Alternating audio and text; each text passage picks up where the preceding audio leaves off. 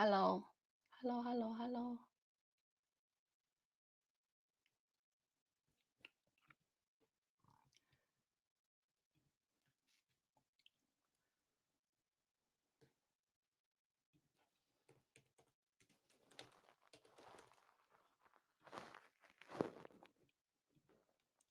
听得见吗？我这边怎么完全听不见我自个儿？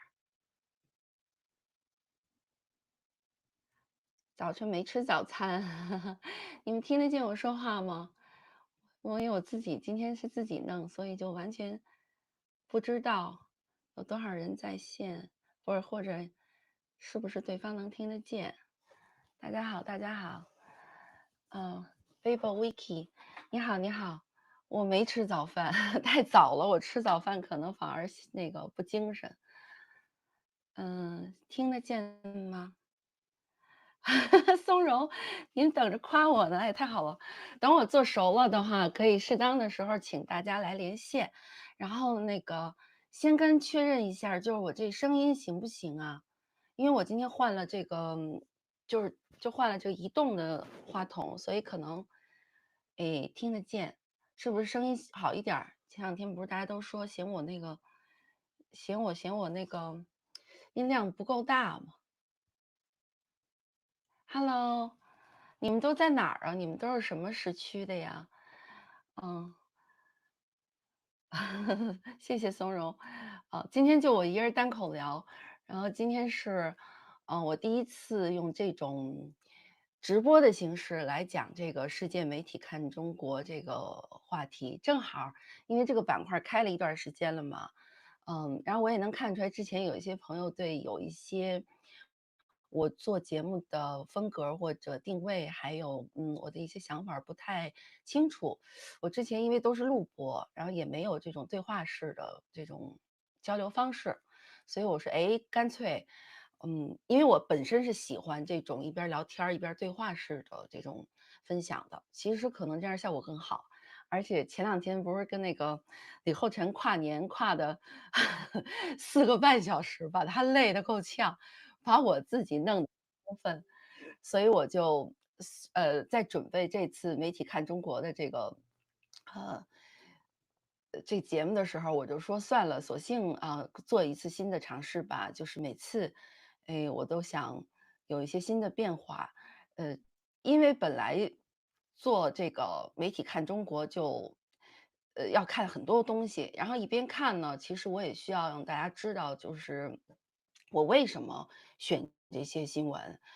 就没太有机会用这个方式来交流，所以这次正好就索性，一个是用新年这种方式来讲，二是，就可以一边儿聊一边儿回答大家一些一直有的这些问题。虽然我不觉得我什么都懂，但是我可能更多的呢，还是给大家讲一下儿就是我为什么要选这些新闻，还有就是说，如果我们现在做这个世界媒体看中国这个板块儿，我们最终希望达到的一些，愿景吧。哇，这么多人，哇，太好了，开心开心。同时观看人数好多，很完美。诶，说画面声音都很棒。阿卡在洛杉矶，嗯，哇，YYX 在东京，还有在新西兰，Ash 在中国。哦，Ash 辛苦你，不过今天是周五的晚上，你应该好一点。我估计美东时间看我的人反而少，因为今天是礼拜五，大家还得上班。还有 Joseph Lin 在 Toronto，哇，啊，我们稍微再等2分钟，正好大家可以互相打一个招呼。哎，很遗憾，你没法跟大家直接打招呼。以我这性格是应该，那聊天室坐着几百人，大家都一起说，那我可能更兴奋。嗯，还有在澳洲的，哇，松茸在澳洲，那你那边下午了。震旦里，嗨嗨，你是我的会员，我知道你老说话，谢谢。嗯，啥意思？没懂。什么格萨王、格萨尔王、大海帆、推翻小池塘，没懂。嗯，我们再等1分钟，我们就开始，好不好？因为这个节目我还是希望就是，第一能够定期做下来。你们也可以告诉我你们希望我多长时间做一次。我自己的想法呢是，我也用今天这直播做成一个契机，给自己一个刺激，也看一下儿大家的反应，也看一下儿这个时间是不是最好的时间。如果这些回答都是yes 的话呢，我就坚持每周五做一次这种媒体看中国的这种直播。这样的好处呢是，就到每个周五，一个是美东时间是周五的上午，时间也还可以。就过去这一周的大事，我也基本都看了一遍了。其实每天都在看，我一会儿还可以再讲，就是我们每天看什么，长线的一段时间看什么。所以如果每周五的话，这个就比较有固定，可能对观众的这种阅读期待和观众形成的这种阅读习惯也比较好，观看习惯。二就是这样也给我自己一个刺激，让我在每周五都想着要跟大家讲一讲。当然呢，我想说一下，就是这样的形式并不影响我做其他的这种深度的节目，或者是解释类的，或者一些重点的问题的分析类的，也不影响我做其他的访谈。而且实话说，如果我现在用这种直播的方式把媒体看中国这个其实我最熟悉的领域和我真的是长在里面的这个话题能够这么比较高效的输出的话，其实我还可以节约更多的时间和体力做访谈，还有做一些专题。一会儿给大家预告一下儿我现在做哪些专题哈。所以每周五如果大家觉得可以的话，我就都用这种方式，至少是聊一次。诶，当然我想的形式是也别再4个小时了，没有人4个小时陪我一直聊天儿，对吧？我自己体力其实也受不了，而且那样就变成了瞎聊天儿了，没意思了。所以我的想法是呢，像这样周五的这种，直播，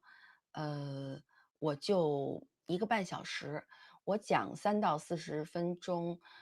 然后做一些分享。如果大家有一些，嗯，问题也和互动也这样做。嗯，当然我知道肯定还是录播的效果好，画面也美，也更专业哈。我觉得直播的好处在于什么呢？因为我其实是个互动型选手。所谓互动型选手是什么呢？就是人来疯儿，就是观看的人越多，你们给的问题越多，你们的这个互动刺激越多，我讲的越嗨。嗯，所以我觉得这种对话的形式反而对我的，嗯，内容分享是更有效的。你们听的可能也觉得更舒适。还有呢，就是直播的内容，反正事后是要重播的嘛，所以如果没有赶上直播的朋友们，事后也可以来看。这样呢，我也能，确保就是每一次，呃，都能有一些具体的话题比较集中的在直播里头跟大家解释一下为什么这么做，但是其他的采访啊，其他的深度照常进行。嗯，我看大家一直在给问题。嗯。先跟大家说一个好消息吧。我看不少朋友都在说许成刚的访谈看完了说非常好，都说很喜欢做的那个系列访谈。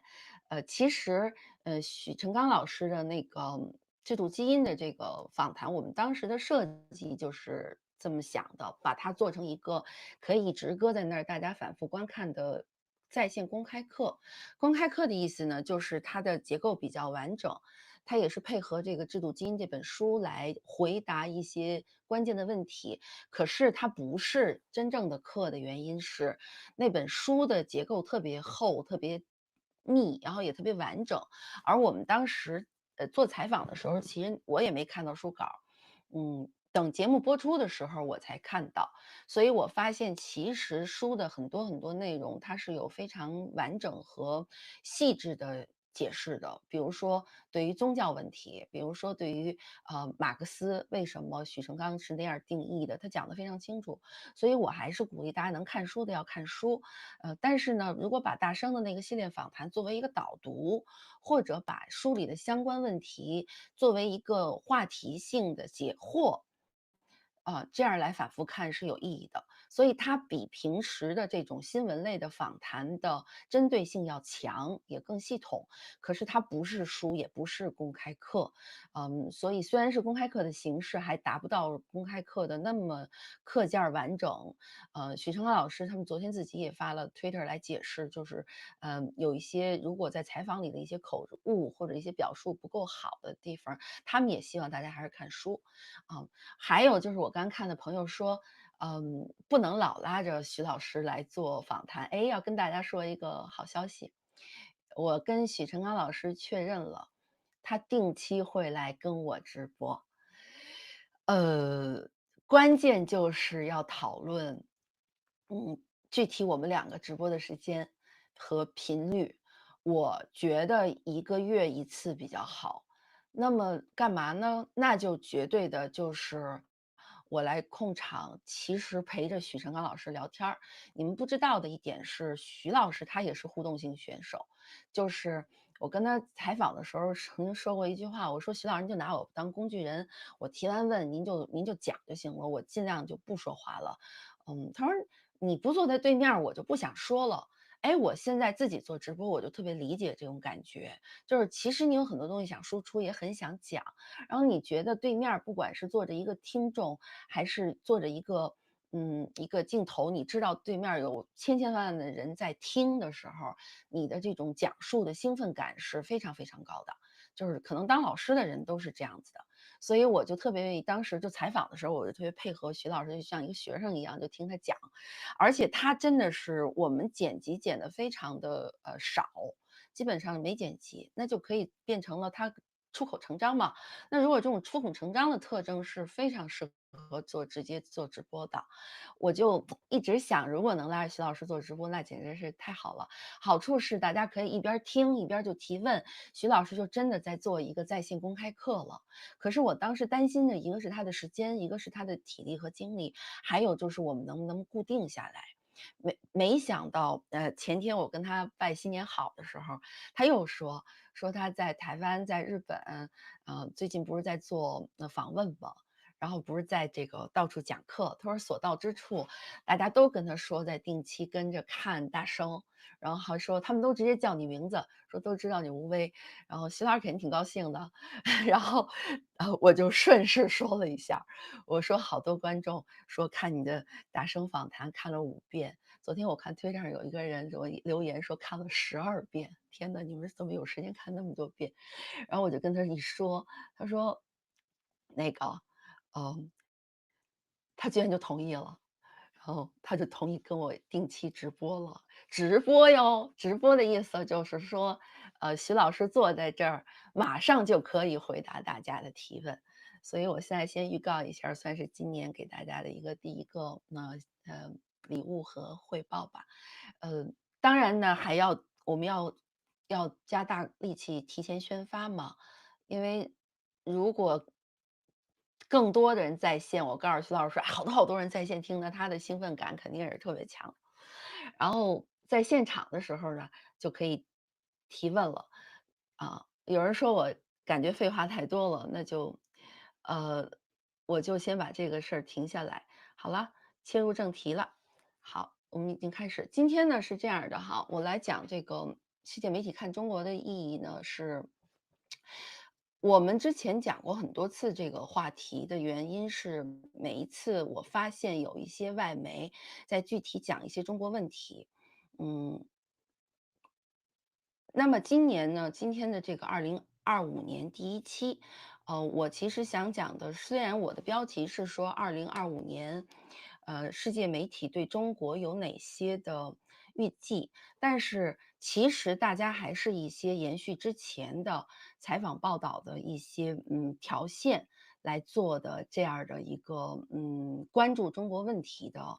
报道。那么从过去新年12月31号前到现在2025年的新闻，这2天播放的一个条件，这个状况我们来看出来呢，关注的点其实还是几个我们之前都熟悉的领域，没有特别的，嗯，呃，惊讶。所谓的意思呢，就是关注中国问题，其实还是，呃，最重要的是中国经济。第二，美中关系和美国马上要出现的，因为川普上台而对中国有的一些政策上的变化。再重要的就是中国自己的各种各样的内部的习近平的执政的问题，还有习近平对世界的影响。哎，基本上是这样几个关注点。可是在这个关注点中间呢，呃，我们能看出来一些预测。所以我今天来讲的是这个话题是，2025的中国世界媒体如何预测。嗯，但是要说几个关于怎样做预测的话，我想正好来解释一下，就是我为什么要做这个媒体看中国。其实我们说世界媒体的话，是一个特别具体的和宽泛的概念。我不得不承认，我不是看几十个语言的那种专家。我有一个朋友，他会12种语言，所以他如果聊世界媒体，他就真的在聊世界媒体。我实话说，只有英语更熟，所以我只能讲。我用英语和用其他一些语言变成英语看到的这些媒体内容，这是一。二呢，我想说一下，就是其实国际媒体，中国之外的国际媒体，包括一些境外的媒体。呃，我先调一下输出哈，有人说输出声音小。尤其境外的媒体，他们讨论中国问题的时候，就是如果你是一个国际媒体的总编或者编辑的话，你分析中国问题，其实要有一个自己的认知的结构的。认知的结构是什么意思？就是我们要确立一个对中国问题的一个观察的长线和一些问题的基本面。这个基本面是决定了一个媒体主编他是不是真的可以长期的跟踪中国问题，然后在一些具体的趋势的出现的时候，我们作为一个媒体能够快速的把握住。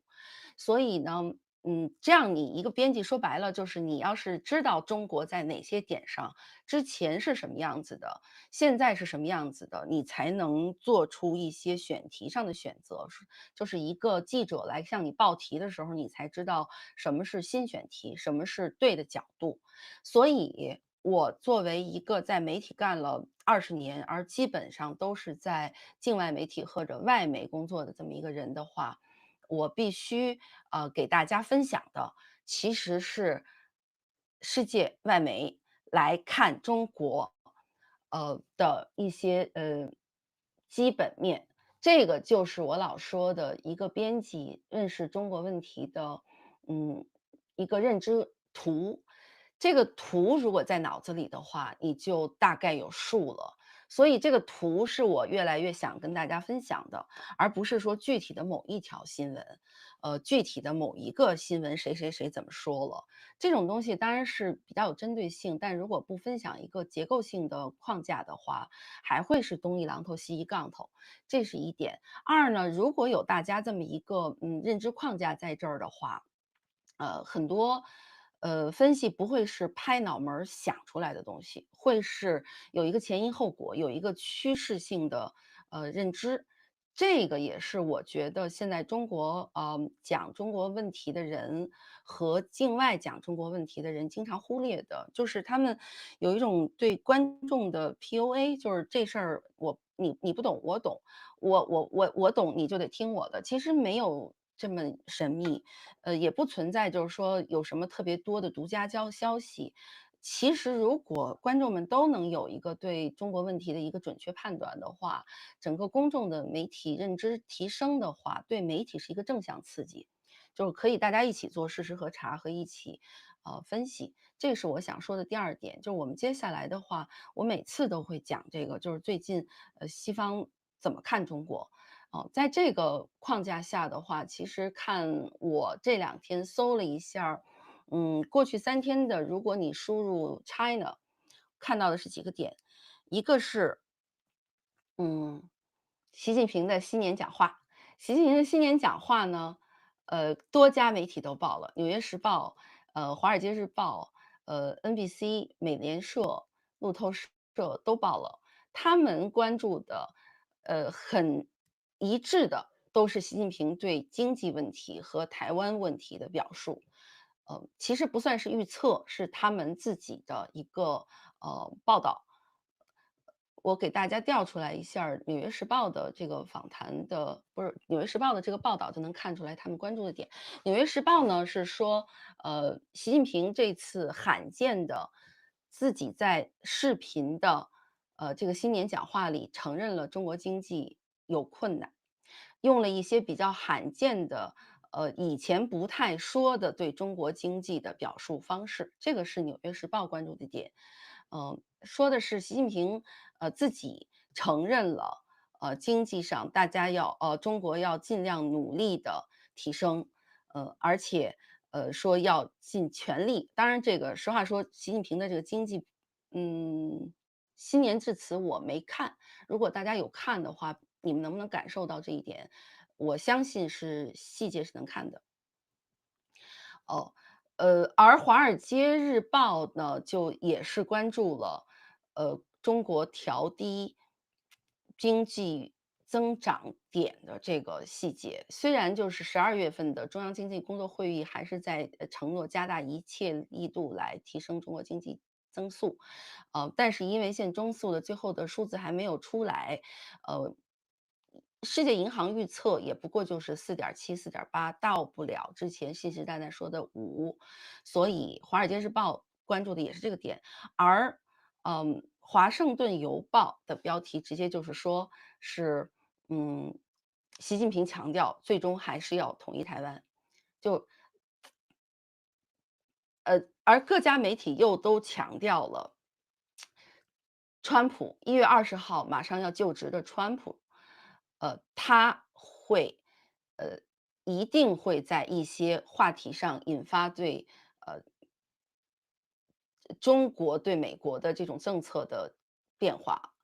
几家媒体预测的都是，中美最大的冲突还是在贸易，有可能是双方的贸易制裁，还有就是台湾问题。美国一系列的对台湾的这种支持和表述会继续激怒中国。不过这个其实都不是什么预测了，我之前的节目里都反复的说了。就是美国的共和党和民主党，不管在其他的内政问题上是什么看法，但是对于中国这样一个政权的定义和对中共的这种对抗型的共识是达成了，就是朝野在中国问题上是出奇的一致，就是对中共要嗯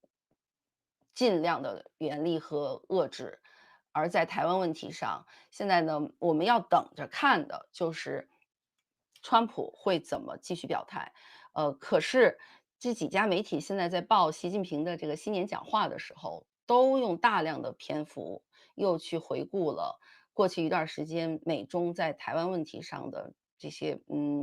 对抗，尤其是都强调的是，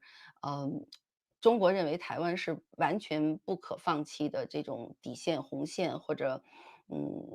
最重要的任务。可是美国的军事设备的军事这个武器的提供，还有美国一系列的对台湾的表态，在不断的在激怒中国，而中国呢，也没有要撤火的意思，也一直在台海做一些巡逻啊，一些演习啊，这些我其他节目其实已经都说过了。所以这些之前做的事情，各家媒体其实都表达出来了一些担忧，就认为，台湾问题一定会加大美中的一些外交层面和地域政治上的一些对抗，还不能到war 哈，倒不能到战争这个点。而昨天呢，正在看这个贸易的新闻的时候，就出来了，中国新年上班儿第一件事情就给发出来的新闻，就是中国的商务部，宣布了又增加了10个，企业被中国制裁。具体的新闻我不知道大家注意到了没有，官方媒体有没有报？其实说的就是中国宣布了对28家的美国国防承包商禁售双用途产品，而其中10家的这个美国公司呢，都是因为对台的军售而被中国列入不可靠的实体清单。呃，商务部自己是说，此举志在维护中国的国家安全并履行国际义务。但具体看来的话，呃，美国的这边的报道，路透社、美联社各家媒体都报了，报的几个点呢，一个就是看了一下商务部的具体的声明的内容，说的是维护国家安全和利益，以及履行包括防扩散在内的国际义务。中国是依据出口管制法和两用物。两用物资就是军事和民用物资两用物项出口管制条例采取了这一制裁行动。而这些被列入不可靠实体清单的公司呢，包括了洛克希德马丁的5家子公司，通用动力的3家子公司，还有是雷神导弹系统，还有跟雷神合资的这个洛克希德马丁的这种合资企业。那么这些企业被禁止参与与中国相关的任何进出口活动，也不能在中国进行新的投资。然后这些企业的美方高管哈，也将不管是中国人、美国人，只要你是给这些企业工作的人，高管会被禁止入境中国，而且他们在中国的工作许可或者居留签证也可能被拒绝或取消。嗯，这个新闻出来以后呢，我看几家通讯社说的，其实都是说这个是中国在2023年以来加强了对无人机和其他军民两用物资出口管制这么一个行动的延续。而其实它的更多的背景是在上个月，中国已经宣布限制了对美国出口关键芯片制造的这些就是硬矿物质，就是稀有矿物质，比如说镓、锗和锑。而这些也都是在向美方提出来一个更强硬的态度，来反映几个姿态。一个是在刚才我说的这种台海的紧张局势和中美的这种军事上有可能出现的对抗的过程中间，要进一步表示对未来美国军售台湾而采取强硬的对策。虽然中国其实在所谓工具箱这个方面的这个手段力度和灵活度，其实都没有美国腾挪的空间大，但是这样一个制裁态度也是表明了中国这个不可退让的态度哈。然后还有就是这样一个举动一定会进一步加剧台海局势。因为台湾会不断的在买他们的国防这种防务的物资的采购，军事的这种军事设备、武器的采购，而美国也会持续的提供支持。虽然我们现在还不知道川普1月20号上台会是什么样的对台湾问题的表述，但之前的一些问题上，川普虽然没有说任何话说我们要打，像拜登那样说我们如果中国去进攻台湾或者侵略台湾，用的一直就是侵略。拜登一直用的是，如果中国侵略台湾的话，美国一定会出兵。所以，嗯，川普到目前为止没有说过这么明确的话，可是，所有的媒体都预测，川普的身边都是一些，对中国非常强硬的一些鹰派，不管他的国防部的人，还是他的，这家国家安全的人，其实陆陆续续的人选都出来了。那么在台湾问题上，美国的持续支持一定会让台海局势加剧的。那么，拜登在他的任期已经批准了19项对台的军售，最近的就拜登还在任的这一次，最近的这一期是2.95亿美金的这种武器军售。这样的话，再加上赖清德不断的这种表态，不会在未来可预知的时间减轻对中国的这种对抗的局面的这种天火。所以一定会出现台海的问题。很多媒体在说刚才我说的这条对美国军售，和美国的国防承包商，禁售的这个名单的时候，都在强调前面的这些问题。那像南华早报，香港的南华早报还专门引了，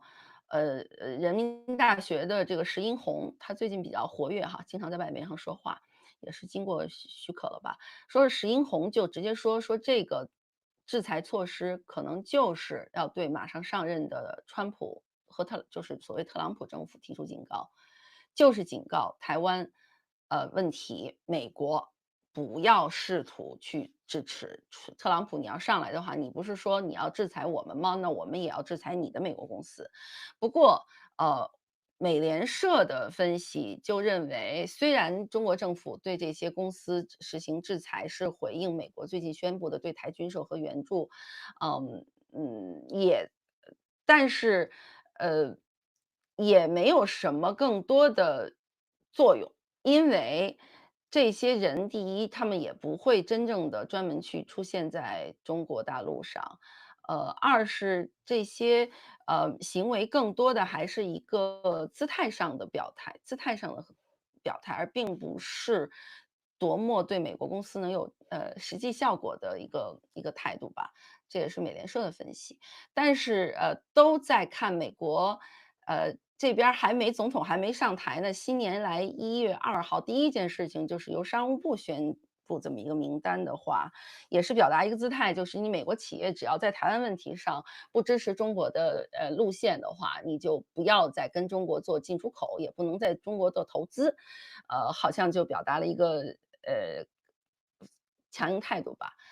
说到投资的话，彭博因为是商业媒体嘛，他们关注的本身就是大量的经济新闻。彭博这2天做了几个深度的新闻，一个是，嗯，分析了中国的国内的一直以来的问题，就是年轻人不愿意交养老金。然后中国整个的这种老龄化人口，还有养老金制度，还有这个社保制度的，其实没钱了。还有就是，中国一直以来的这个社会保障是非常的松散的。如果养老金、社保金都没钱了，会怎么办？彭博有一个深度的视频，我看还采访了原来我引用过的那个邹一流的一些分析。这是彭博关注的一个点，就是中国接下来还会面对很大的国内的这个年轻人就业不足，年轻人不愿意交养老金了，还有就是这种倒挂型的人口结构，大量的老年人在慢慢进入要去拿养老金的状态。而中国虽然调高了退休年龄，就是让大家晚点儿退休，去年已经爆了一波了嘛，就是说其实这个调高退休年龄没有别的原因，就是因为让大家晚一点儿收养老金。还有就是，如果这样的一个结构的话，就造成中国这么多年的人口政策是导致的倒挂家庭，一个独生子要养一对父母，然后还要养4个老人。这样一个人口结构会造成大量对中国经济的结构性的问题，这也是彭博的一个专题。华尔街日报做了一个，很好的视频，不是视频，很好的一个可视化的新闻，讲的就是说，中国虽然在过去1年花了大量的力气在提升经济增加经济动能，各种经济措施来刺激内需、刺激就业，刺激家庭类的消费。可是中国的产能过剩问题根本不是能在短期解决的。华尔街日报有一个非常大的一个可视化的报道，也非常好。它基本的预测就是，不管是去年年底中国反复强调提升经济增速，还是现在最近一直开松口儿，一个是给人民币贬值。昨天我看的数字已经跌破7.3了，人民币会越来越跌的。就是如果人民币不断的贬值的话，会进一步的压低中国的出口，出口就会，越来越难。而出口难的话，就会导致沿海的这些本来就产能过剩的这些出口型企业的产能会更加的过剩。而且还不光是出口型企业过剩，就整个中国的产能都过剩。那么产能过剩的这个问题，结构性问题不会在今年解决，又会对中国的经济复苏，现在都不是复苏了，就从来没复苏过，就越来越会对中国的经济减速造成影响。那减到什么程度呢？虽然现在也有一些经济分析说，不管怎么样，中国的经济还是正向增长嘛。可是如果减速减到一个点上，会对内需和对整个就业，进而对整个中国的那个社会稳定造成什么影响？《华尔街日报》是非常不看好的，可是他没有做专门的预测性分析。外交政策杂志有一个预测，就是给中国的未来的五个预测，其实也没有太多的点吧，就是说呃还是延续了，一个是内需拉不动，一个是如果台海打仗会对中国或者世界经济造成很大的威胁，还有就是中美贸易会对中美两边的贸易交流都会有很大的问题，也就是这些预测，大家没有特别惊讶的地方。有一个好玩儿的文章是来自澳大利亚澳广。澳广呢，他们当然做的是自己澳洲经济的2025年的预测，但是有一段儿专门的话提到，嗯，其实与马上要上来的川普和美国经济，不管是增加快慢的这个预期性相比，澳大利亚居然最关注的是中国的经济增速问题。澳大利亚说，中国作为澳大利亚的第一贸易伙伴，如果中国的基础建设跟房地产相关的这种建设和需求不足的话，会对澳大利亚的一系列的产品出口是会造成很大影响的。所以澳大利亚，又一些经济分析学家又分析了中国的经济一定会一路下滑的。澳大利亚居然表达出来了对中国经济，减速的担忧。我也有点儿惊讶，也不惊讶，这样就解释了其实之前我跟那个八九草的采访中，八九草说出来的一个观点。因为我没有去过澳大利亚，说实话说我对澳大利亚本地的情况不太了解。八九草当时采访的时候跟我说觉得，他被跨国镇压，和对澳大利亚当局的这种对中国越来越表示友好的这种态势，他挺担忧的。原因就是他觉得澳大利亚现在因为自己本地的经济、国内的经济的发展需求的问题，非常想跟中国做生意，非常想从中国这边儿挣钱，所以呃，才对政治上的一些跟中国政府的一些态度表现得非常暧昧。对他们这些在海外批评中国的人就提供的保护措施，他觉得不够。我当时还没有特别理解，因为实话说上一波中美贸易战的时候，其实澳大利亚对中国的态度是很强硬的。所以其实当时西方的很多报道就是，如果西方能有一个所谓的五眼儿联盟，就是英国、澳大利亚、新西兰这几个国家，加拿大跟中国一起，跟美国一起，对中国采取一个制裁态度的话，其实可能能够，至少逼迫或者施压给习近平一些，具体的问题上能够往回撤一撤，至少在台湾问题上，习近平会，不那么咄咄逼人。当时是上一届川普的任期，可是后来川普下来，中美贸易战，打得那么热闹，其实美国又有很多说法，说其实打了半天贸易战，受损的也是美国企业，美国自己的国内的消费者也没有得到太多好处，就停了。可是美国现在川普上来的话，又明确说还是要打贸易战，所以美国这边态度还是很明确的。没想到曾经的这个澳大利亚的作为这样一个西方盟友，现在表达出来的是，不是特别紧张川普会怎么做，反而紧张在川普如果进一步对中国有强硬态度的话，造成中国的经济减速，中国的那个内需不足，导致澳大利亚对中国做不了生意了的话，他们表达出更大的担忧。我觉得这种实用主义的态度其实让人挺紧张的，呃，所以这个其实不是澳大利亚的预测，是我的一个看了这篇文章的一个分析了。嗯，还有一些小的点，比如说，CNN 啊还是美联社我忘了，注意到了跨年期间北京的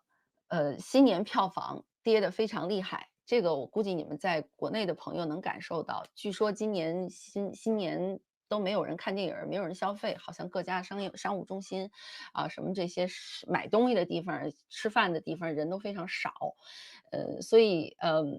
美国媒体注意到了，说今年的中国的电影贺岁档的收入都非常差。那么他们当然给出来的预测和理由就是都是中国的经济不行，就是从消费层面不花钱了嘛。呃，还有一些预测，还有一个跟中国内需相关的就是烂尾房，这个也是彭博之前其实报了大量的跟烂尾房有关的文章。我看彭博也有一个视频讲的还是就是中国的这些去年说了半天房地产，说了半天房地产刺激的政策，不断的鼓励大家提高贷款的这种欲望，可是大家还是不花钱、不买房子、不贷款，而另外一方面，其实房价在跌得很厉害，所以内需的不足和房地产的这种供应过剩，还是会继续让中国挺难的。说了半天没什么好消息，我也都觉得有点儿郁闷了。呃，还有就是年轻人不结婚、不生孩子，这个问题是《经济学人》几次都有报的，就是中国的年轻人在未来一段时间面临的各种各样的生活的困难和生活的压力，就业不足，养老的压力，四个父母，如果你结婚的话，就是两个人养四个父母，哎，是四个父母吧？对四个父母，然后上面还有更多的老人。如果这是结婚，如果不结婚的话，你就一个人赡养你的父母和你的爷爷奶奶、姥姥姥爷，就是一、二、四这个状态。那如果两个人的话，就是二、四、八这样一个供养状态，对中国的年轻人的压力会非常非常大的。这个是多家媒体在过去几个月都报了，当然也并没有在这两天做新闻预测，可是这些问题都还存在。呃，刚才我今天早晨看的是说，一些军事上或者一些技术上的小动作，互相的制裁，还有忘了一条我看CNN、纽约时报都跟进了，就是中国会继续限制锂电池的出口，锂电池的材料和锂电池技术的出口，好像也是在表达一个对西方的制裁态度。这个财新也报了，财新国内的媒体，但是CNN 报了，今天就说中国这也是进一步对马上要上台的川普政府的一个施压。你不是说要制裁我们吗？因为川普之前在选举期间对多家媒体都说过这个话。当彭博的记者问他说，如果你上来的话，习近平还要坚持打台湾，你怎么办呢？你会打吗？川普没有回答打不打的问题。川普说，习近平是个聪明人，他也知道我是疯的，I'm crazy，所以我会用呃关税关税的方式来跟习近平谈。这个表态事后被很多很多媒体都批评的一塌糊涂，原因就是一个集权者，他要用军事手段来打仗，你用商业手段来制裁，这个是集权者最不怕的反制行动了吧？就都在批评说，川普在军事和地域政治方面是非常非常的没有经验的。可是这是之前的预期，我们现在我觉得马上川普要上台了，做这样具体的预期也没什么太多实际的意义，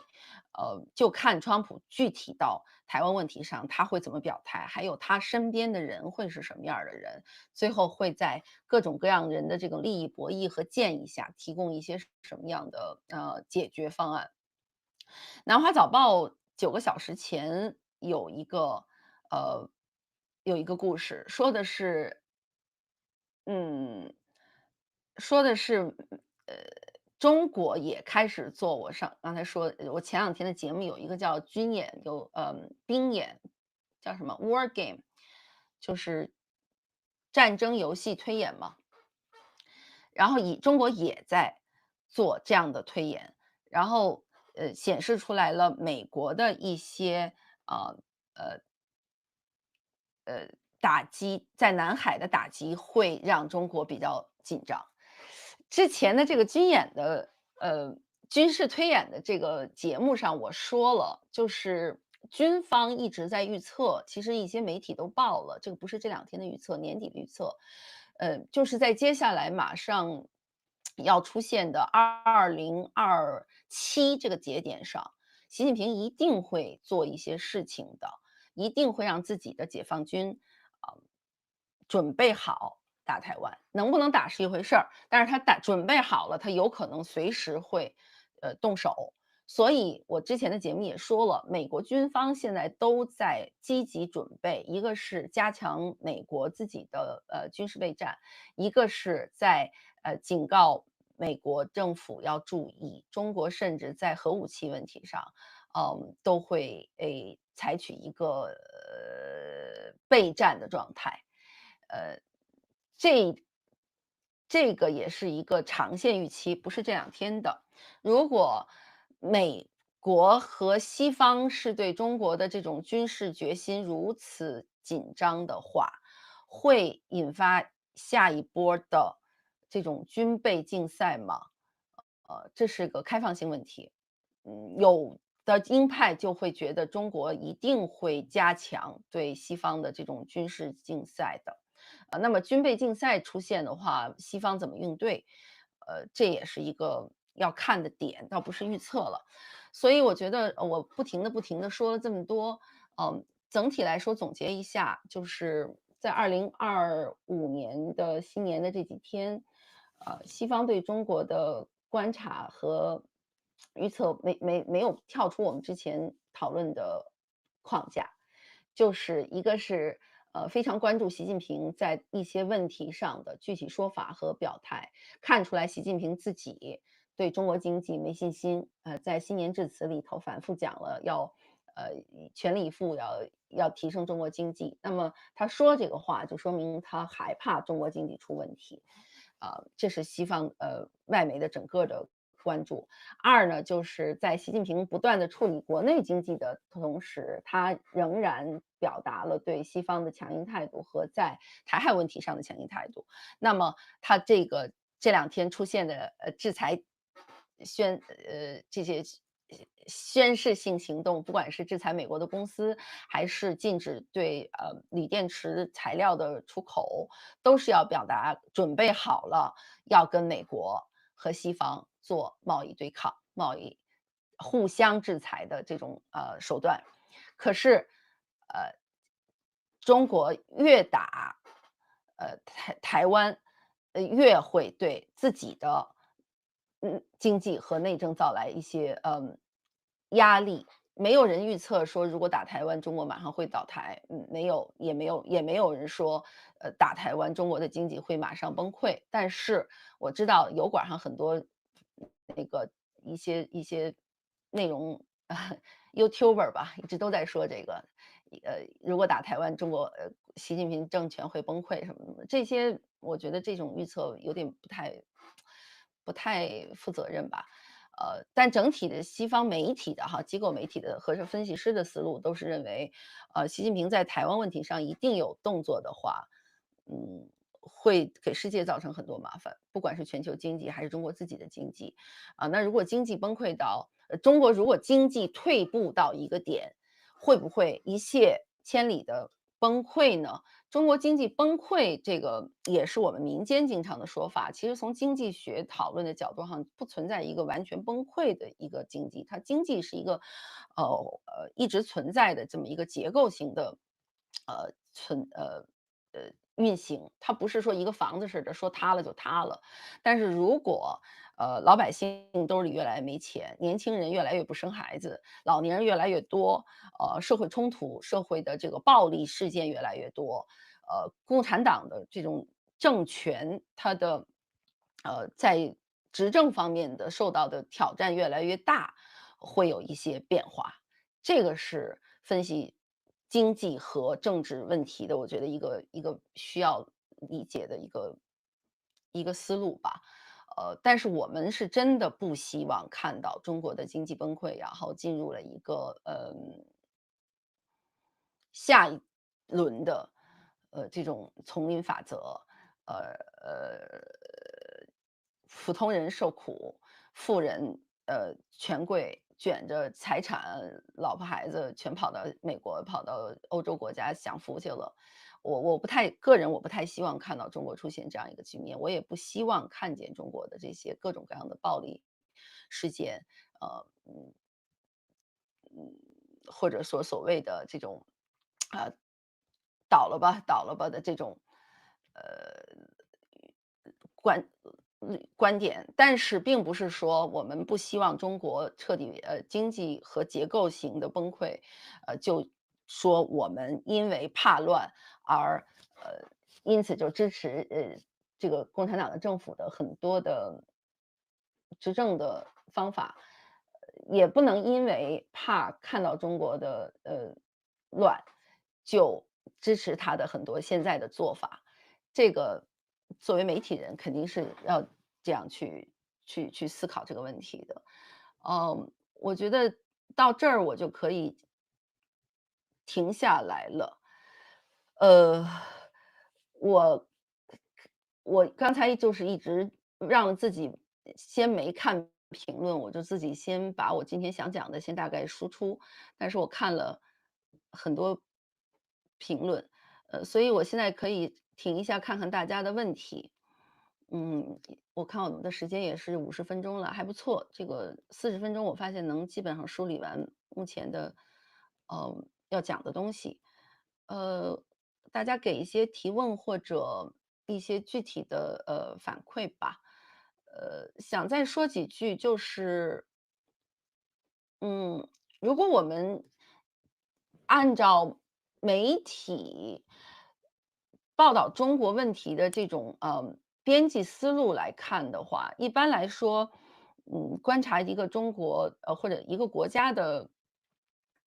新闻选题，不外乎就是政治、经济、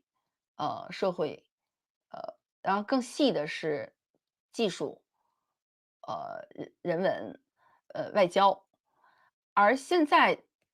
还有就是民生，普通人的生活。但是我现在每一次梳理中国的新闻和给大家讲外媒看中国的时候，我就挺感慨的，就发现媒体里面的中国面目越来越模糊了。什么意思呢？就是都是我刚才说的这些宏观预测。从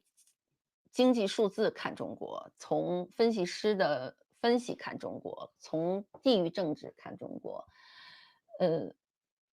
国际媒体越来越少的能够讲一些中国人自己的故事了，就是在辛苦的经济生活中，老百姓怎么过每天的日子。在具体的面对这种比如说养老金不足，交不起养老金，也发不起养老金的这些问题中，年轻人的生活是怎样的？所以我今天看到那个彭博的那个做了年轻人不愿意交养老金，就他踩了2个人，一个是 YouTuber 吧，还是什么年轻的小网红啊，还是另外一个就是又打一份在学校里的研究员的工，业余还要出去教人跳舞的这么一个人。他采访了2个具体的面孔的人，我就看着就挺亲切的。可是他这个视频还是很短，他还是拉回宏观分析、宏观政策的角度。这两个年轻人也没有特别讲出来他们自己真正的生活，画面也非常少，就是几秒钟的镜头，我又挺郁闷的。这个就是一个什么具体的问题呢？就是国际媒体的记者会在中国的采访越来越难的。一个是语言问题，一个是就算你会说中文，你如果是外媒，你在地采访，你也先不说你出门儿的时候，你身后是不是有一些警察，跟着你，或者到地方上宣传部会堵着你，就说这个一个外媒记者还能不能找到中国普通人聊天儿，和让他对着镜头或者实名文章采访，这都是个问题。但如果这种国际媒体、西方媒体或者就是独立媒体接触中国人的采访机会越来越少的话，就会越来越多的让大家看不到真实的中国人的状态。而转头儿我们看社交媒体上，其实就能解释为什么那么多人跟着李老师。呃，虽然李老师有很多东西都是在微信上、Twitter 上，那不是 Twitter，微信上、微博上或者一些什么小红书啊什么的这些东西，搬运回来的东西，可是我相信是带着地气的，是带着中国人普通的生活的这些故事的。所以你看李老师就转的那些视频，大量的呃被那么多人去看、去讨论、去转发。这个其实挺重要的。怎么解决这种独立的媒体接触不到真实的中国人的生活，而真实的声音又传不出来呢？我也没太想好，大家怎么想的？而且这个事儿也不能光有一个李老师，对吧？那怎么办呢？我个人也没太想好。其实我也越来越担心，我越来越担心，国际媒体、自由媒体看不到真实的中国，看不懂真实的中国，而在墙里面的朋友们会越来越面临灯下黑。灯下黑就是说，你只能看到你眼前的这些辛苦的个人的生活，你看不到完整的这个 big picture，你看不到相对有视野的预测，就会更加的在独自生活这个状态下失望，然后被原子化、被打散，也不利于改变。所以这个是我最担忧的，这也是我结束今天的这个预测中国媒体的今天的这个节目想说的话。呃，怎么改变我也没想好，我们只能尽量看到的东西就尽量说出来，然后，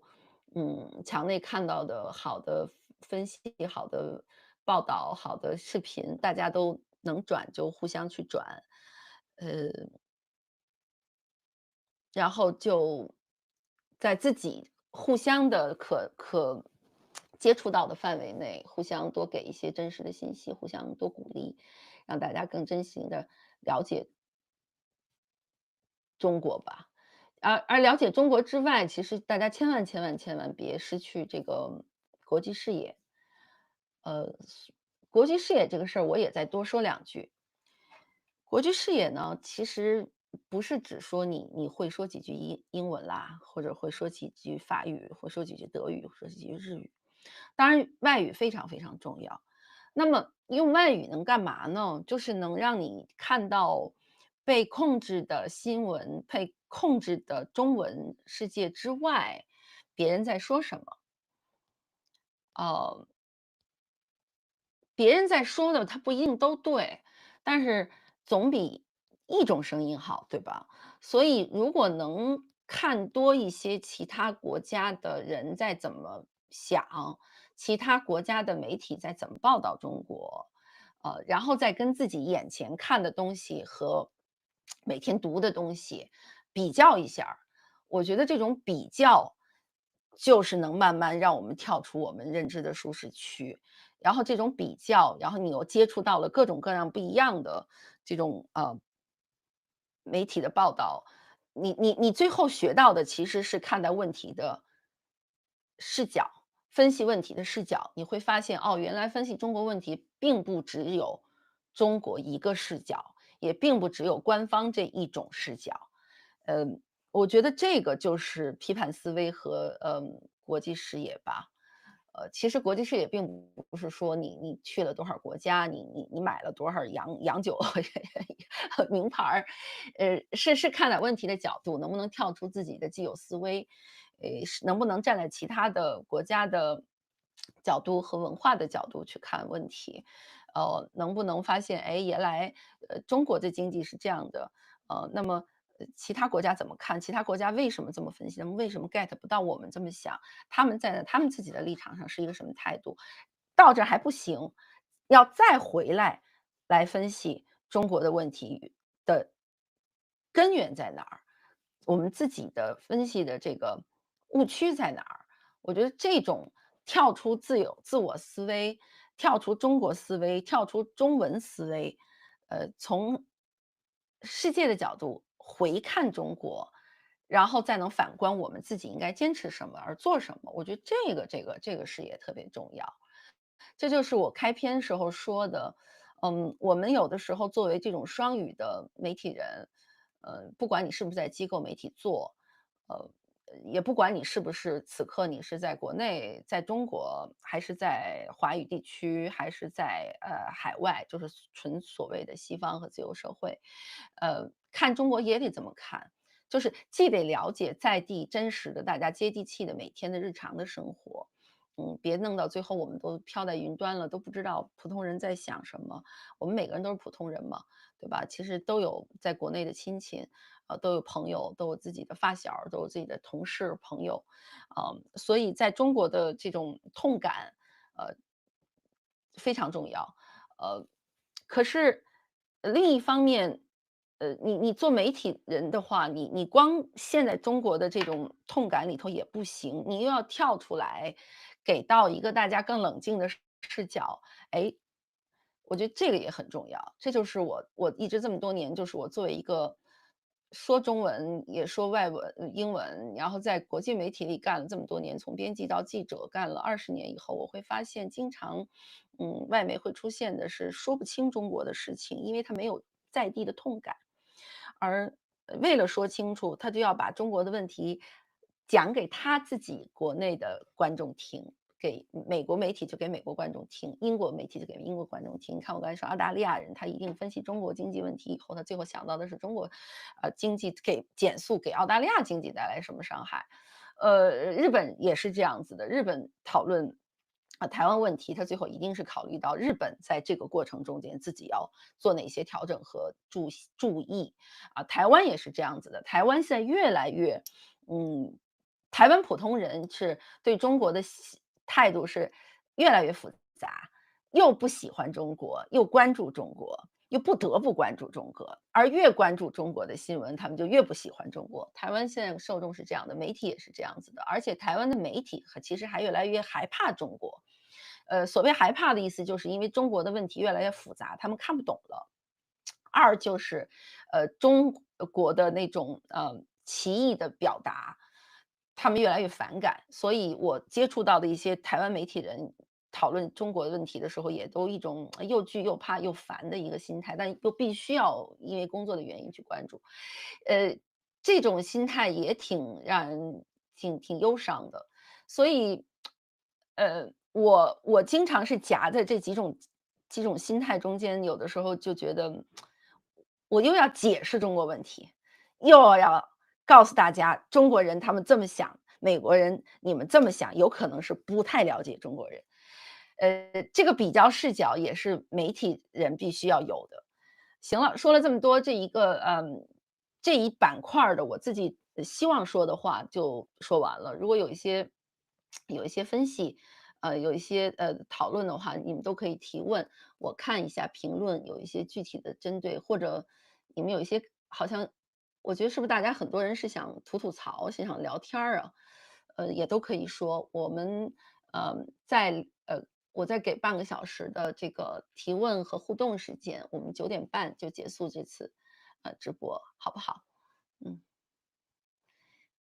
呃，大家说爱听聊天儿，这个众口难调。有的人喜欢听我聊天儿，有的人喜欢听我像央视主持人一样播新闻。我现在明确告诉大家，我不会像央视主持人一样播新闻，没受过那种训练，也不会，而且我不认为央视播新闻就是新闻。我烦透了央视风格了。但是我知道说中文的简体中文圈的人，没有人没接受过央视的洗脑，所以这就是基本盘的一个状态。我每天都要面对这些东西。有人说李老师那些东西太碎片化了，这是我们的会员哈。王维林，对，这是个好问题。我顺便说两句。嗯，我上一期直播节目里说到了，就是我希望 Twitter 它是新闻的信息的切入点，但不能是新闻的节点，也不能是我们认识问题、讨论问题的节点。关键就在于，不是李老师的问题了，我觉得关键是在于是 Twitter 上的那些传播的东西，它本身都是短视频，它给到鲜活的第一落点的这个作用是好的。可是分析问题，如果只看哪儿又死了几个人，哪儿又冲突性事件了，哪儿的什么又吵架了，哪儿的人又坐公共汽车不给老人让位儿了，这些东西太琐碎，琐碎重不重要？重要，因为它是真实的，它是非常表达现实生活具体事实的东西，重要。可是太陷入这些东西，会让我们失焦。我们失焦的意义就是我们会忘记一些制度性原因。而且可能这个是批判的一部分哈，就是有的人会，我特别不喜欢的一种论调，我也在此说一下儿，就是经常会批评中国人多么多么坏。中国人的这个国民性不好。呃或者是针对个人。我觉得这个是很错的一种分析方式。我我上一期节目里说了，我不认为美国人比中国人作为个体高级和聪明多少，甚至其实美国人很多人的这个根本不会说任何英文之外的语言，他们也甚至也没有护照。你问他世界上的哪个国家在哪儿，他也不知道。其实很多中国人了解美国是远比美国人了解中国人多的。为什么？因为美国人他不需要了解外面，他觉得他自己眼前的生活就挺好了，因为这个社会足够发达，这个社会足够自由，这个社会媒体给到他们的东西足够多，所以其实个人在很多点上的他的能力是退化的，就我们说的美国人越来越傻或者单纯。中国的问题现在就是给到个人的压力，给到个人的苦难太多了。而结构性的，它是禁止大家把它上升到制度问题，上升到政治问题，上升到去考虑和反思这个社会哪里出问题的点。所以中国的讨论中国问题的时候，如果只骂中国人个体是很坏的，因为你在逃避批评制度，你在逃避批评权利，而只是说中国人懒、中国人笨、中国人那个蠢，这个是很坏的。这个其实是在帮助执政党，这是对个体的一种 PUA，这是在逃避问题。我觉得这一点大家一定要注意，就是说我们看中国的一些不管是恶性事件也好，这个所谓的底层互害也好，还有各种各样的社会新闻的时候，如果只批评到说中国人该死，中国人倒霉，中国人蠢，中国人就应该受奴役，no no no no no，这种讨论是非常非常有问题的。因为如果你批评只针对个体的话，你就忽略了对制度和对权力的批判。你就在帮助权力继续压迫个体。所以我觉得不是信息碎片的问题，是大家能不能通过那个具体的个案上升到对关键性结构问题的批评和反思。李老师发布的那些东西，我觉得很重要的原因是因为它是真实的生活，可是它可能是片段式的，它可能碎片式的。那么官方反驳他的这种类型的新闻的时候，经常就会说那是个案，那个案是谁造成的？是个体，然后就自然的就导向了，中国整体是好的，只是有个别的问题。No no no no no，应该反过来，是说如果在一个不保护个体权利、不保护个人财产、不保护个人发展、不保护个人快乐和幸福的一个结构里面，每个个体都可能出现这样的被害，受害者成为受害者，或者施暴者，每个人都有可能爆发，变成问题。但是问题的原因是结构，不是个体，所以正好在这个地方我把这个地儿聊一下。嗯，呃，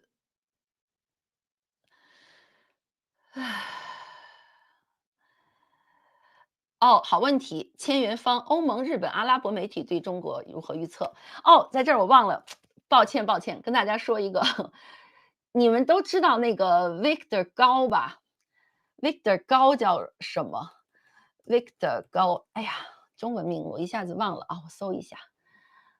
中文叫什么？高，他以前在我的，他以前在我的微信上，后来我把他给单向的给 block 了。让他知道我也不在乎。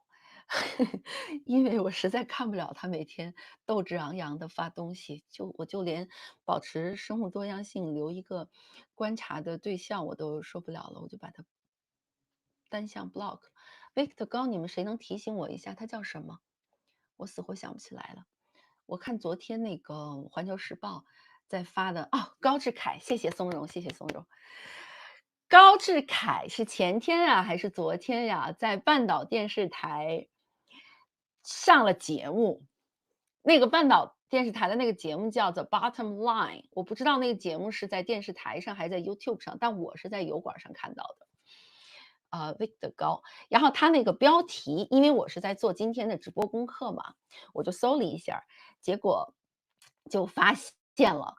他这个新的采访。之前的那个采访大家知道吧？就是他跑到他跑到哪家电视好像是不是也是半岛啊，还是 BBC 啊？哪家电视台上信誓旦旦的再去讲，这个，呃，中国怎么重要，中国怎么那个被西方误读，呃，然后好多美国人，不是美国人，好多外国人还说那个高志凯说的有理有据，那当然，墙内的那些宣传就把高志凯说的简直是这个，比张维为输出能力还强的人。哇，他那个唇枪舌战的那个，当然他的姿态挺好的，他英文说的也真的是不错，比那个张维为强多了。但是他的表达太有毒了，太有欺骗性了。他在半岛这次采访的标题，我正在给你们找那个视频哈，所以等我1秒钟。哦，是说 "Is China worried about Trump's threats of a trade war?" 这是半岛电视台4天前的一个视频。啊，我看了也有文字也有视频。呃，他居然在那讲说中国不怕，中国不怕英美制裁，他在欧洲他肯定要谈英国嘛。我抱歉，我没看完这个视频，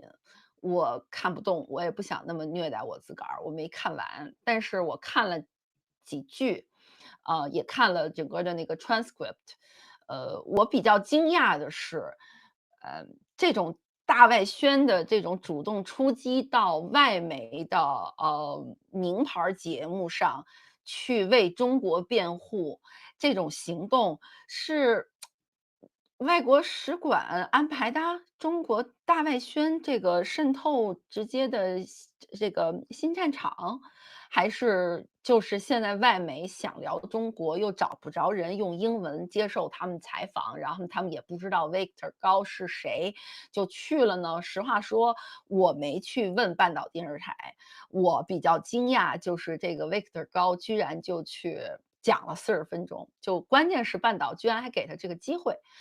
顺便我说一下有可能的原因是因为我刚才说的这几个原因的综合，就是半岛也想报一下中国问题，然后也在关注 trade war，然后也在关注这种贸易战，可是没有什么中国脸，又说英文，或者是至少说法语吧，是中国驻法大使那个什么什么什么那个什么，最近回国的那个战狼外交大使，他是说法语，但他那法语蹩脚的很，他上法国电视台讲了好几次了。也就个别的这些人能去上外媒去讲，给外媒了解中国人的一个贴近的机会，但是这种机会真的是帮着大外宣省钱的，要不就是大外宣直接给了钱。就是半岛，那个链接我在，但我电脑是不是我开的窗口太多，停在这儿死机了，不让我 copy 进来，我发给你们，叫做 "Is China worried about Trump threats of a trade war?" 这个文章不足以聊，不足以专门讲。但是他这种出去主动出击的态势很重要，这是我想说的。就是说，而且他反复 argue 的，就是他反复给的观点就是，你们去看国内的那个，谁能把这两天国内的那个高志凯，的这个文章的中文拿出来，一样的，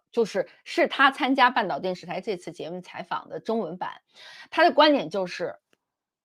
中国自己有发展能力，中国自己有市场，中国自己有核心技术，中国自己有核心的生产。核心的生产能力，我之前的节目说过了，中国现在主要的核心生产能力，一个是清洁能源，呃这种锂电池。所以你看，我马上喊出来，禁止锂电池的核心技术和这个稀有矿产出口吗？他认为这个就是卡了西方脖子了。二呢，就是芯片，中国现在可以自己自主造芯片了，而且好像还前两天也出了一个卡脖子的政策吧，是说拒绝使用英伟达，而且禁止让中国企业进口英伟达的东西，好像因此就可以卡住台湾的脖子。也就这么几个观点。然后他说中国有足够强的经济制造能力，经济增长能力，我们的经济增长还是5%，你看他还要死咬住这个，所以我们不怕。而你们西方是搬起石头砸自个儿的脚，越制裁中国，在贸易战中，就像我刚才说的，贸易战中美国人制裁了中国，但中国企业也没有倒下，也在积极出口，美国反而倒下了。反正就是你们熟悉的这套论调。呃，半岛 pick up 这个故事，我相信是因为半岛也在看，在中美贸易中间，这个中东国家，阿拉伯国家，呃，会怎么办？呃，这个朋友说了个好问题，就是如果你们现在 Google 一下 Victor 高，我先跟你们 Google 着呢哈，最近用了 Victor 高的话的媒体，还真都是，呃，阿拉伯媒体，呃环球时报英文版，东南亚媒体。我觉得说明什么呢？就是如果我们抛开纯西方视角，就是所谓的纯美国主流媒体视角，去看The South 全球南部的话，就是发展中国家，包括东南亚国家，还有非洲，其实中国在不管是经济利益的收买，还是嗯在地投资的深入，还是这种用大外宣和影响力渗透的方式来施加影响，这几个点上，中国都在很努力的瓦解和分解美国的联盟。所以经常呈现出来了一种奇怪的表述，就是他们也不公开批评中国，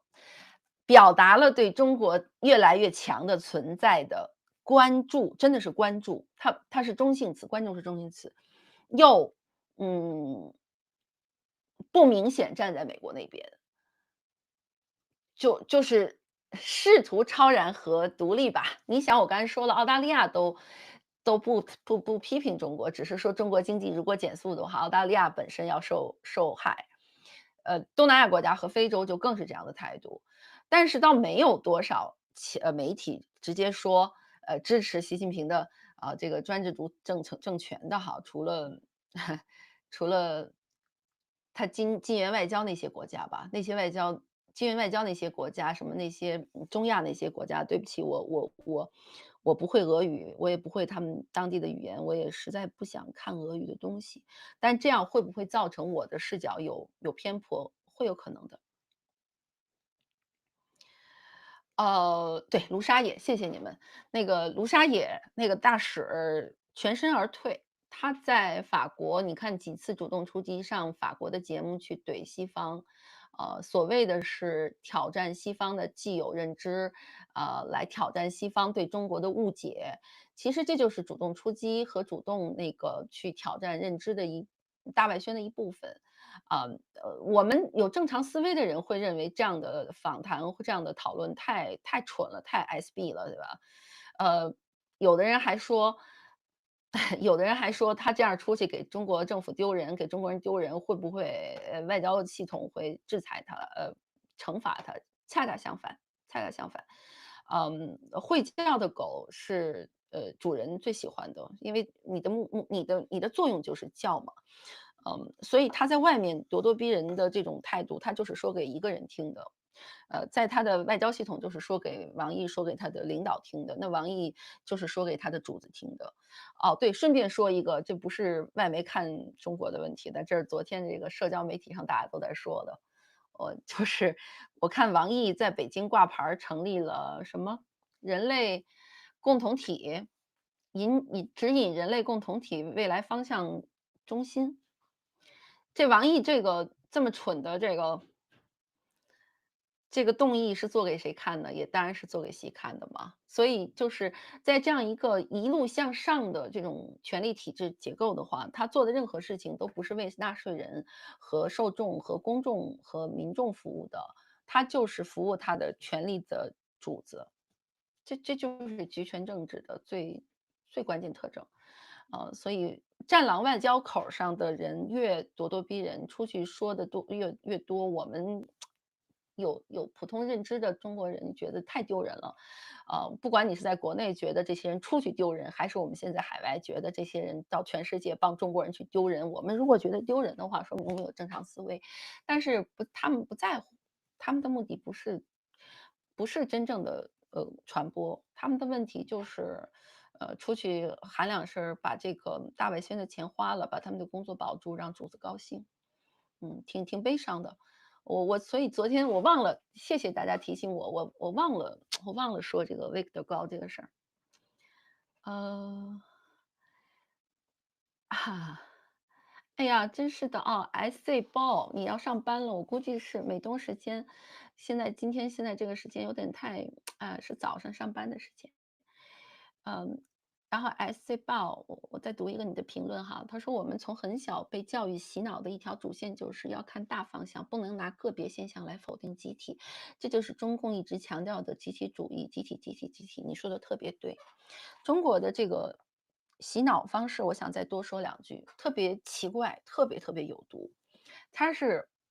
在它是从生活方式生活资源，从小儿的时候，从家庭层面，他先那个呃，我们小的时候，我们面对的就是父母和家人嘛。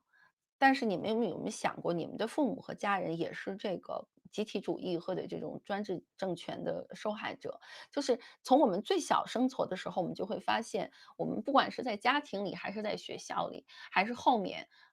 真正所谓走向社会，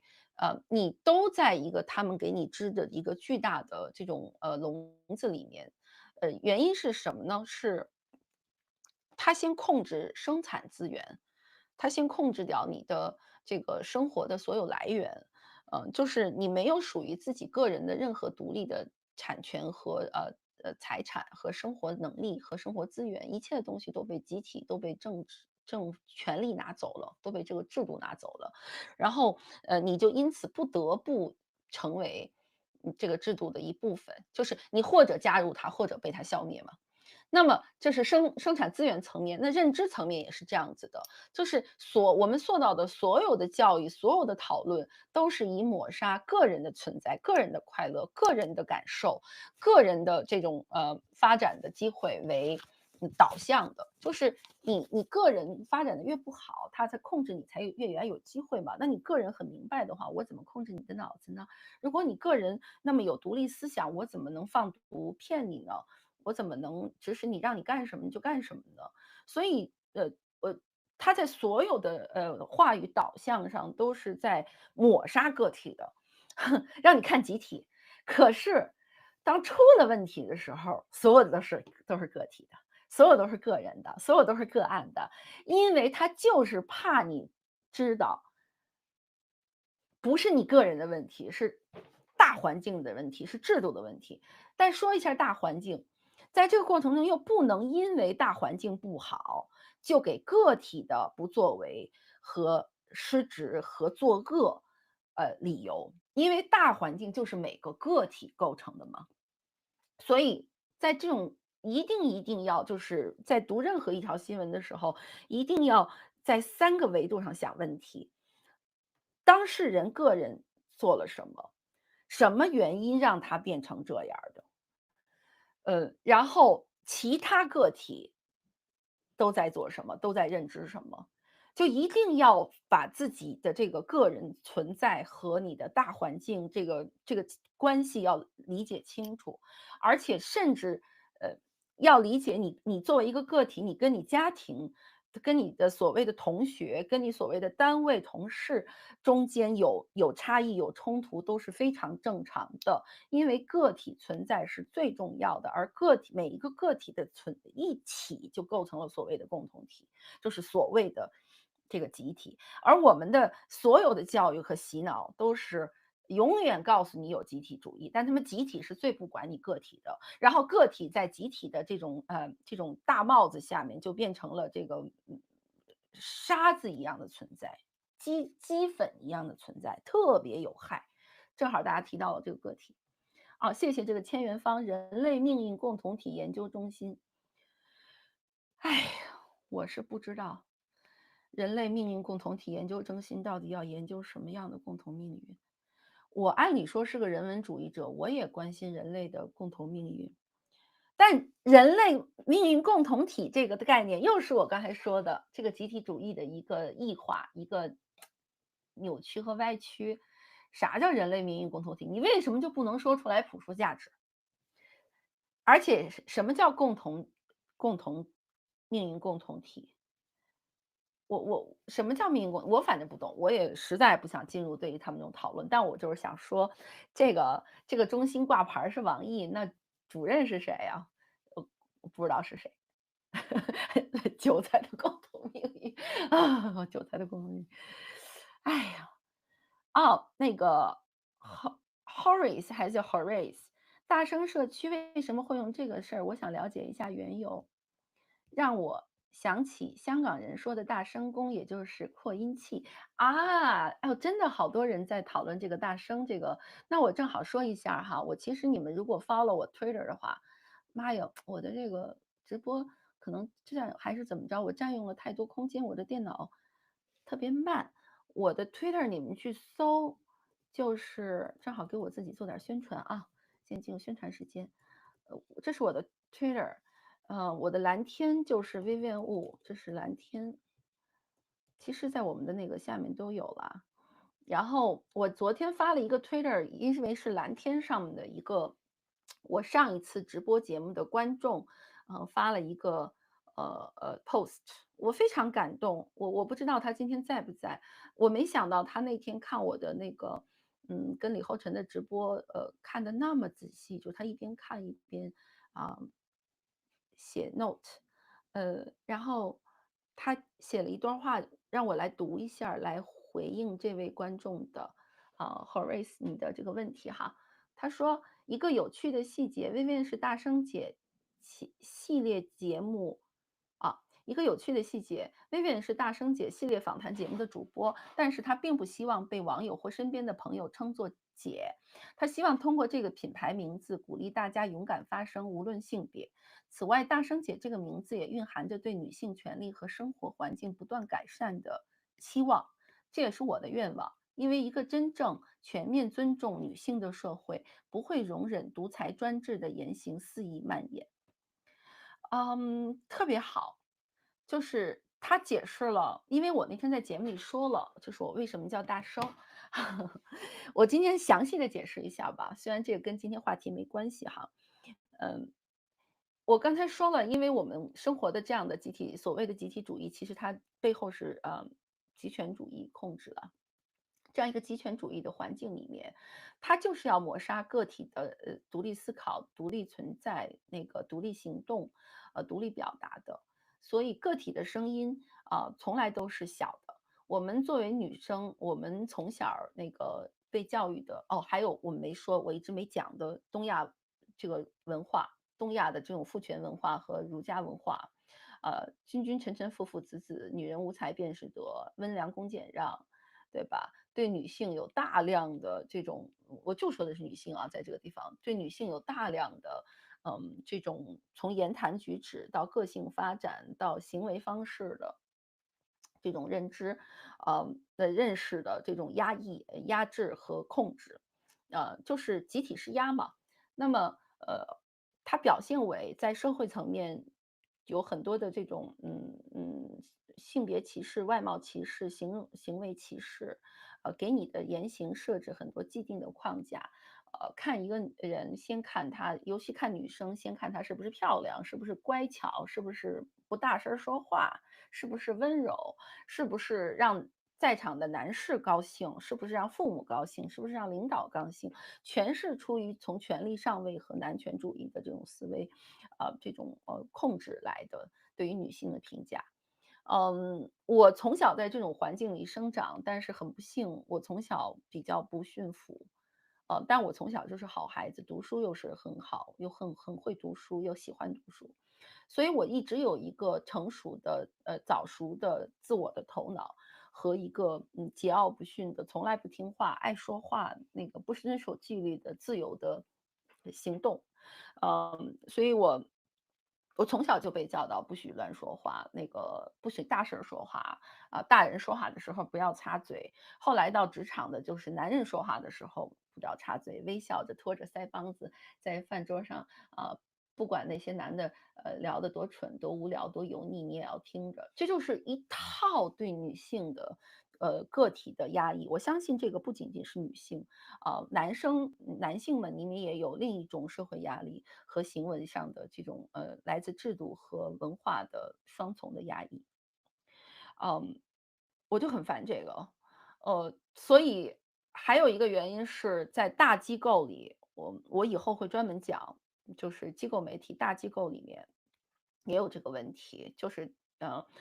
他仍然对女性，虽然我是一个总编，他仍然对女性有很多奇怪的一些认知，就是很多事情男编辑说做没事儿，女的就不行。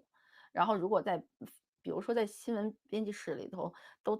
跑着赶新闻呢，那谁注意仪态呀？有时候说话急了就大声说话，哎，然后呢，经常是就是这也是中国人特别中国制度环境下特别习惯的一个，就是我跟你聊道理，你跟我聊法律；我跟你聊法律，你跟我聊亲情；我跟你聊亲情，你嫌我说话大声，什么乱七八糟的，所以我就特别烦这个。那么当我自己上一份工作，最后脱离了那个机构媒体，我离开香港 BBC，我回到纽约没来想我要自己干什么的时候，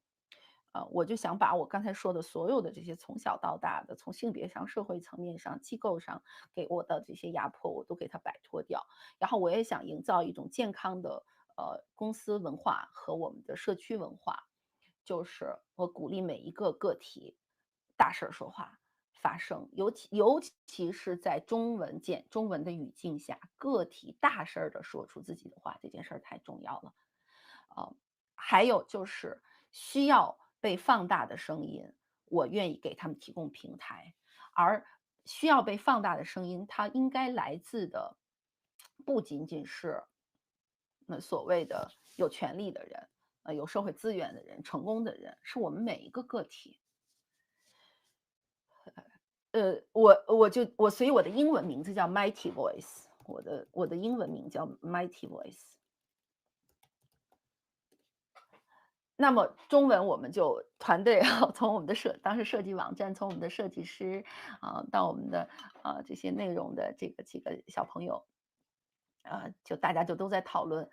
起什么名字，起什么名字。我们其实当时起了好多特别文艺的名字，从什么呃，而且因为我现在在美国嘛，但我们做的是一个中文的，以中文简体中文受众为主要背景导向的这么一个产品。我们就想让大家有一个有归属感，一听就很响亮的声音，想了好多概念，什么南锣鼓巷啊，什么这个那个的，后来都不对。最后我说别假了，就叫大声吧。然后大家都觉得哎非常好，所以我们就叫做大声社区。我应该把这一段儿专门剪出来做一个介绍视频，就是给大家解释一下我们为什么要叫大声。哦，所以谢谢你给我提这个问题。然后昨天我把刚才我念的这个蓝天的这个朋友，这个 Twitter 我发到了，这个 post 我发到 Twitter 上，我说你们看我有这么好的观众。也有一个朋友，我记得在看 Twitter 上叫 Karen，他叫什么？他说：“哦，你的大声原来是这个意思。”他说：“我也以为是台湾人，说管那街坊里面爱说话的男人叫大声公，所以你把自己叫大声姐。”我说：“不是，第一，我不是这个大声姐，我就是无微，但是人人都是大声姐。那这个姐的含义呢，其实是一个女性化的含义，是由我呃，因为我刚才说的这些原因，作为一个天然的女权主义者的一个期待。”我想在表述上加强女性特征，我想在意识上加强这个概念，就是为什么一切都是以男性和男权主导呢？我不是要挑动男女对立，但是我想说，整个这个系统性的对女性的这种忽略和物化和既定的一些限制。这是一种思维方式，我们想把它拿掉。那我自己可以主导的一个项目的时候，我当然要从这些最细节的这种用词的表述上来改变。所以我们就起了一个特别拟人化的名字，叫大声姐和朋友们。但我可没说大声姐无微和朋友们，我希望人人都做大声姐。对啊，但是我的麦为什么一直很不大声儿？可能是我有点儿累了。我昨天睡得有点儿少，因为昨天晚上在赶一篇文章，然后又在准备我们今天这个直播。其实要看的东西很多，所以我今天其实我说话又很不大声，现在好一点儿了吗？呃，好，大声解释完了。Sunday Soon 集体主义那块儿，大声姐提到了家庭。我本身特别讨厌原生家庭。前2天看那个周围小朋友微信群被打的视频，真的担心他的未来。小朋友根本没有途径逃离和疏解，他没有办法逃离，就像我小时候。嗯，谢谢你 Sunday 写出来哈，你可以继续在我的这个视频里面再写，或者你到我们的社区或者到我们的大声网去都可以写。我特别希望你们把这些个体的故事分享出来，因为我刚才说了，在外媒的报道里面，我们现在看不到这些个人的感受了，这些非常细腻的这些表述了，只能靠我们自己。这就是为什么我要做大声社区的原因，就是只能靠我们每一个人自己说出来自己的故事。但是那个周围小朋友我不知道那个视频，我是看不得，我看不得两种视频，一个是小朋友一个是小动物。我任何时候看到有人杀猫杀狗、虐猫虐狗或者虐待各种各样的动物，我就想杀人，我就想杀人。呃，我真的，我觉得任何人去欺负弱者，他们就应该被千刀万剐。嗯。我们再给2个提问，咱们就结束吧。你们是希望我讲内容，还是希望聊天儿啊？我怎么觉得成你们都喜欢我聊天儿啊。这个 Peter 周坚持正义和良知就是你的频道鲜明的特色，永远不要忘记，只有自己的才是世界的，说的特别好。嗯嗯，说的特别好。呃，火眼评论，真正的独立媒体很重要。哦，这有一个问题，LZ 提问：你好，如何解决自媒体影响意识形态的问题？不如台湾的蓝绿，美国的两党分歧，已经不是信息偏差的问题了，简直就是泾渭分明的罗生门。是这样子的，我简单说几句。这个话题可以单开一个节目聊，但是没法儿做节目，还是做直播吧。我就专门，我请两个朋友一起来聊，这个我一个人单口我太累了。关于自媒体影响意识形态的问题，我昨天写了一篇文章，那个文章等我发出来的时候，我跟大家分享。我认为现在整体海外华语圈，面临着一系列的问题。它是认知导致的，认知和洗脑导致的整体的，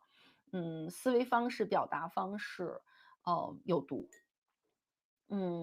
而且虽然海外有很多那个不管是反共的，还是这个呈反对姿态的，还是呈独立姿态的，一些平台出现，但是他们的那种话语表述，他们的用词，他们的问题意识，他们的包括我说的更具体的，对于个体的人的这种定位，对于性别的这种态度，都是很陈旧的。他们在自己身上都在背着一个共产党，背着一个集权，背着一个毛泽东，背着一个斯大林。大量的内容传播者在传播所谓的自由和反抗的内容的同时，也在继续的放毒。我说的毒是认知的毒，是价值观的毒，是视野的毒。他们自己意识不到，或者他们认为这种意识形态的，他们认识不到，因为这就是基本盘。说多两句吧。如果10几亿说中文的简中圈儿的中国人，几十年受着党的教育，看着从小的思想品德读物，看着所有的被新闻审查掉的书籍，啊、然后天天不看新闻联播就浑身不舒服。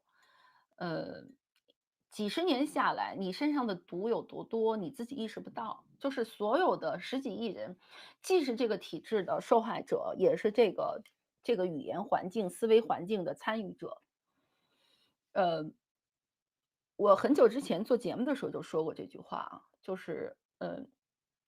零几年的时候06年的时候，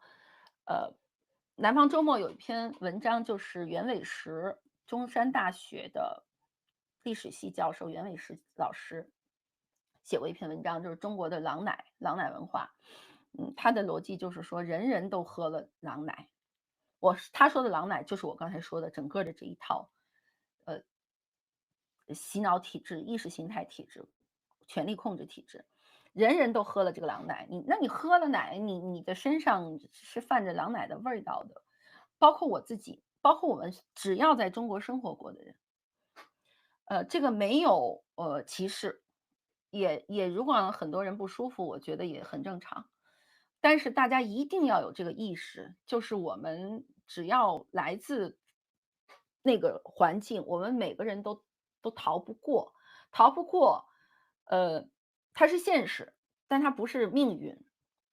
所以就要特别有意识的洗自己的毒，然后要特别有意识的戒这个毒。英文有一种饮料叫 detox，就是杀毒饮料。我认为大家每天花5分钟时间，在自己的脑子里去扫一扫，今天又讲了哪些有毒的话，用了哪些有毒的词，又进行了看了哪多有毒的毒的视频，能不能喝点 detox，喝点去毒饮料，把自己的毒去掉。否则的话，这种语言环境永远会持续下去的，永远会持续下去的。这个我值得用一期节目来说，但这个今天是我基本态度。阿卡七，我小学来美国的时候，还会时不时下意识想为集体做贡献呢。你小学就来美国，那你太幸运了。嗯，你小学来美国，那你基本上应该已经去毒去的干净多了。嗯，哎呦，马剧老师点赞了，哎呦，谢谢马剧老师，谢谢马剧老师，哎呦，那个，我觉得继续提问啊，阿卡七，嗯，你下意识的为集体做贡献很对，那个没有你的错。实话说，别说你了，那个我都上大学了，我本科是在人大上的啊，我本科是人大外语系，幸亏是外语系，不是人大新闻系。我人大外语系，北大国际传播学新闻学传播的。我记得我在人大和北大的时候都被啊、系里的学生干部或者后来就是党支部要求写入党申请书要去入党，要让我去入党。然后在人大的时候，我记得我还积极的，因为我这个性格，我路见不平拔刀相助，我当然想去帮助弱者，我当然想那个为公众说话，帮助我身边的人。那么这个读的一部分就是我们从小老师给我的评价就是热爱集体、团结同学、尊敬师长。你看多么好的一孩子哈，呃呃，这个制度是这样子的，它因为有一个系统性的控制嘛，所以在你生存环境里头，你第一要在家里变成听话的孩子，听谁的话？听父母的话。那父母呢？他们如果你幸运的有一对有独立思想的父母，他们自己意识到他们是这种有毒的体制和文化的受害者，他们会主动保护你作为一个幼小的小朋友，把你跟这个毒尽量隔离开。但是家庭的力量是很有限的，除非你特别有幸的，在一个有能力保护你的家庭，否则绝大多数的孩子是他们的父母也是受到这种毒的，那么他们的父母也不会把孩子跟这个有毒的集体切割开，所以你越听父母的话，其实你也在受到这种毒。好，你还意识不到，你觉得小时候一定要听话嘛，让父母开心。到了学校，就是老师用整个那种评价体系在对你进行思想控制。老师关键他也是这个受控制、受毒的一部分，他也意识不到。老师就在努力的给你教思想品德课，教你写好的作文，教你那个变成社会主义接班人，对吧？先入少先队，再入共青团，然后就到大学去组织你入党。所以就变成这个体系里面一直都在鼓励好孩子、进步学生，进步，然后你就可以做共产主义接班人了。可是你越进步，你其实在这个制度里面，你受到的毒和你为了迎合这个毒而做的努力就越多。那么你越往上走，你就成了这个毒的执行者、巩固者、传播者和加害者，就是你成了加害者。所以，呃，这个集体主义精神，我们从小朋友热爱集体、团结同学，想为集体做好事儿，这个思想完全没错。我经常说，我很希望我能，呃，发自内心的热爱，我的国家。后来我明白了，国家国土，我身边的亲人，我的同胞，和他们宣扬的这套制度、集体、国家、政权是两个概念，是完全不同的两个概念。所以我反复强调的人文主义精神之上的个体的存在、个体的认知，它一定是要摆脱意识形态认知的。说回来，集体主义没什么错，可是一个有思想控制的错误的意识形态、错误制度里面的集体主义，它就是加害的一部分。那你当然要跟这个集体相摆脱，可是摆脱这个集体，你是要拼尽全力，然后你就必然会被孤立，会被孤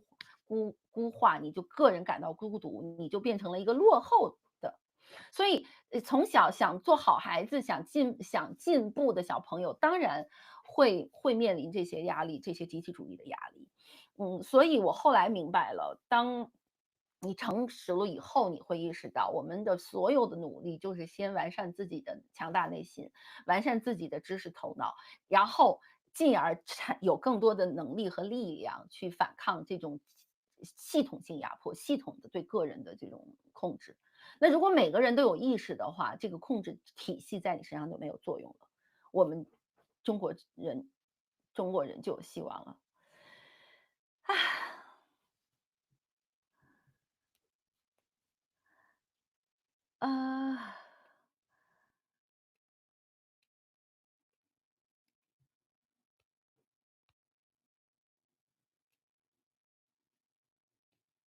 呃，谢谢 CCA，我很感动，我把这段评论读出来。你好，吴薇姐，我一直在看你的节目，从你采访许成刚教授的系列节目，我一直在转发。我现在觉得这一两年，随着越来越多独立记者在做中国大陆的时政新闻，我真的很感动。我也会把你的节目给家人看，你做的很多节目都得到了他们的认可和支持，这和2年前的海外中文的时政环境是天翻地覆的。我很感谢像你这样越来越多勇敢的人做的中国时政新闻，让我们看到真相，开始真正的独立思考。谢谢，谢谢。其实这就是我昨天晚上写文章写到2点多，那个写了几千字的一篇英文文章，最后的收尾。我觉得这2年整个的这个海外中文媒体，我不叫中文媒体，我觉得整个海外中国这个媒体生态哈，开始出现一些变化，出现一些希望。也有原因是因为越来越多的人意识到有这个需求，而且越多的人出来了，你们可以说是润出来了。还有是很多这些留学生啊，这些年轻人啊，在海外受了教育，尤其这几年风控这个肺炎的这个风控，让大家越来越意识到，我们从个体的层面上要改变，要反抗，要要做一些事情，不一定说做了以后说救赎谁，但至少给我们自己的这个做事情赋予新的意义。然后说白了，也有更多的市场。在这儿我一直没有给大家做打字给自己打广告，呃，还是感谢大家陪伴。如果你们没有做的话，请做。我相信今天来的肯定都是我的订阅者、订户，我的定期观众，感谢大家。所以你们帮助我的办法就是量力而行。我一直说带货，但我一直没时间研究那些产品，所以我也不想贸然的给大家宣传任何产品。但如果我以后为了有一些收入来支持大生能坚持做下去，我可能要做一些带货和一些直播卖东西、卖书哈，我不会乱卖东西的，我肯定卖都是我自己觉得我不丢人的东西。如果我带货或者我在节目里插播一些链接的话，大家可以量力而行购买，也可以如果你们愿意的话加入我们大生的会员。也一直有朋友建议我要开通受捐助的链接。我想一想吧，我可能会，因为我想拼尽全力，把大生做下去。但是我们也确实是有蛮大的这个经济压力的，呃，但是没关系，我觉得，因为也有一些年轻的小朋友跟我说，一个是在墙内，做不好那些捐助和支付的渠道，没关系，二是有的觉得自己生活还已经挺辛苦的了，实在没能力也没有关系，真的没有关系。我觉得你们的评论、转发、传播、鼓励、点赞，在你们自己身上，去做一个明亮的、有健全三观的、有全球视野的个体，然后还能参与我们大声的，不管是互动还是创作，就已经非常非常好了。这也是我做这件事情的愿望。我希望我能对整个华语的媒体生态和我们整个的制作水平，还有我们的话语的提升，整个华语的用户的媒体素质的提升，我做一些贡献。我本来今天开场的时候想再系统的讲一讲这个一个作为，呃一个国际媒体的中国主编要做什么，要怎么决定我日常的那个新闻选题。后来开头大家我怕你们觉得太长，我就放掉了这个话题，以后可以再聊。我有点嗓子疼了，所以大家给我一些希望我回答的问题。呃我再聊5分钟，我们就准时在10点钟关闭，好不好？如果你们希望的话，你们喜欢我每周五这样聊一次吗？就是先给一个准备的话题，就是我说的这个世界媒体看中国，呃，世界媒体看中国，我会做一周的梳理，然后挑1、2个重要的选题来聊。如果你们同意的话扣一，或者给红心都行，反正你们给我一些反馈。当然我说的周五之外，周五这个直播之外，我有一些我认为还是要通过更成体系的文本专门写的，我还是会做专门的视频。比如说我最近在准备的一个题，我昨天写了一半儿写不动了的文案，嗯，就是马斯克跟中国的关系。我这个是要单做一个节目讲的。好，给红心很好。呃，对，松茸怎样有自觉性的高效工作？这个我没办法教你啊，亲爱的。我我也很，我要是想躺着，我也不想站着。我要是能看剧、看片子、刷手机，我也不想干活儿。可是这不是还有强大的责任感和做事的动力，还有具体的生存压力吗？所以我觉得，严肃的回答你吧，怎么有自觉性的高效工作？我觉得首先是如果可能的话，找到你热爱的工作。找到你自己想干的事情，兴趣是最好的能量，激情动力。然后，自觉的话，这个事情我觉得管理好自己的工作目标和工作安排，就是时间管理、精力管理是一个艺术。我觉得比较好的办法就是设置一个可以实现的目标，然后认真的执行它。你别给自己说，我今天一天我要写5万字，你写不出来。你说我今天自己写5000字，我也写不出来，你就写500字。嗯，效率是挺重要的一件事情。我的效率其实也不好，没法儿给你更多的管理建议了。我觉得找到自己喜欢的目标、工作内容，然后你管理好自己的时间和工作方式，这个很重要。嗯，嗯，有人说这个 Free Loop 2828说原来的模式也不错。好的，我会原来的那个呃有话题性的一集一集的节目我会做的。呃，我现在就是每个周五给大家一次互动，让我看到你们的存在。我也希望能够更快速的涨会员和涨粉，当然这个还是主要是要靠我自己的努力吧。嗯，然后这个陈 RB22288，说老师能不能讲抖音给世界带来的威胁？哎，这是个好题目。今天不公开讲了，来不及讲了。嗯，我上次节目里说到，就是抖音它因为是算法驱动，它是不断的给你制造一种上瘾式的消费呃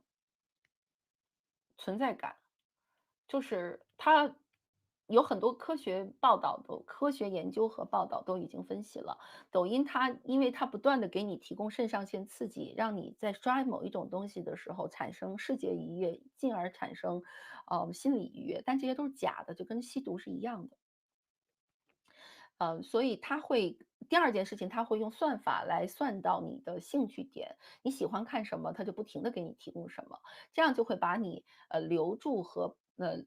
压在一个信息和认知茧房里面。你爱看大胸妹，它就不停的给你看大胸妹；你爱看那个小狗儿在泥里打滚儿，它就不停的给你刷，这个是很有问题的。因为我上一集节目说了，请大家真的回去看我那个我跟李厚辰那一期节目，虽然是，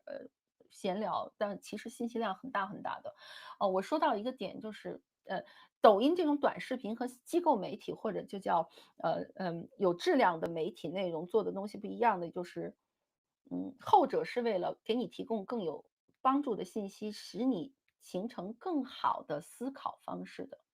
而抖音这种算法驱动的产品，它不是帮助你思考的，它是让你不思考，可以更多的留存在它的平台上，贡献你的消费时间，贡献你的时间，给它带去流量和商业机会的。就他们的目标指向不一样，那你干嘛要让自己变成一个商业机会呢？更何况如果在它这种算法体制下面，是很容易形成极端的、极化的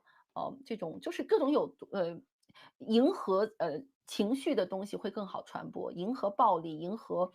一些这种操纵型的内容的东西会更好传播，它的威胁非常巨大。当然，作为一个技术平台，它可以说啊，我免责，不是我做的这些内容，我只给大家一个技术平台，让大家来干事儿，但它这个是借口。我快速回答你就是这样。好，呃，我本来说了10点关直播，我就是说话算数哈，我就再快速再回答一个这个 Yellow Method。啊，我没有基础知识，想问问如果做采访可以读什么书补一补？采访其实我觉得简单讲，只要你是有好奇心的人，你就会采访。嗯，我觉得采访取决于3件事情，第一是好奇心，第二是你对这个你要采访的人和话题的足够的了解和准备，就是勤能补拙嘛，就做笨功夫。如果你去采访一个人，你把所有关于他的背景知识都看了，所有其他媒体提的问题你都看了，然后你想出来他们这些问题之后，你觉得有哪些问题他或者没问透或者没答透，你再去准备好问题提纲。还有第3点就是采访中间的互动和人格魅力，这个东西教不来，教不来。嗯。书的话，其实有很多新闻采访的书，我想一想，我在社区里，你给我留个言，我来回复你好不好？好，啊，CCA，我最后回答这个问题，我就关直播了啊。如果大家还有更多的问题，就在我的视频下面评论区继续留言，继续讨论。这样实话说，你们也可以给我带来更多的流量，让我的视频被更多的人看到。所以我真的拜托大家有想说的话，多在我的每一个视频下面留言。你们一条写不完就写10条，我都会看，我只要能回答的，我尽量都回答，好吗？你们把所有的问题都留在视频底下吧。CCA 回答您这个问题我就关了啊。请问未来这一年还会做什么样的选题的中国新闻？之前的思想受益于你采访徐教授的系列节目，产生了深入思考。我可以预告一下，我现在在做一个纪录片，是关于李慎之。大家可以去搜一下李慎之。李慎之是中国自由主义的最重要的人物，他2003年去世了。所以其实20年，他去世20年，就海外的出版社有出了几本纪念的书籍，这个出版社现在跟我合作。所以我现在要抽时间尽快的把李慎之的这个小纪录片的文本写出来，然后我会做一个系列的深度节目。好，好，那今天我们就到这里，大家我没有回答的问题，请你们在视频的评论区下面留言好吗？我事后抓紧时间再给你们回复。然后我们下周五直播。对啊，我今天拿了水忘记喝，谢谢。所以祝亚洲的朋友晚安，祝欧洲的朋友下午安。美东的朋友，你们今天周末快乐。美西的朋友刚起床，你们只能看我回复了。再次谢谢大家，我们新年好。呃，新年快乐！你看我今天为了见你们，给你们新年彩头，我都改了着装风格，穿了粉毛衣，没有穿西装。好的，谢谢大家，我们今天直播就到这里。请大家点赞、转发、评论。再见，再见。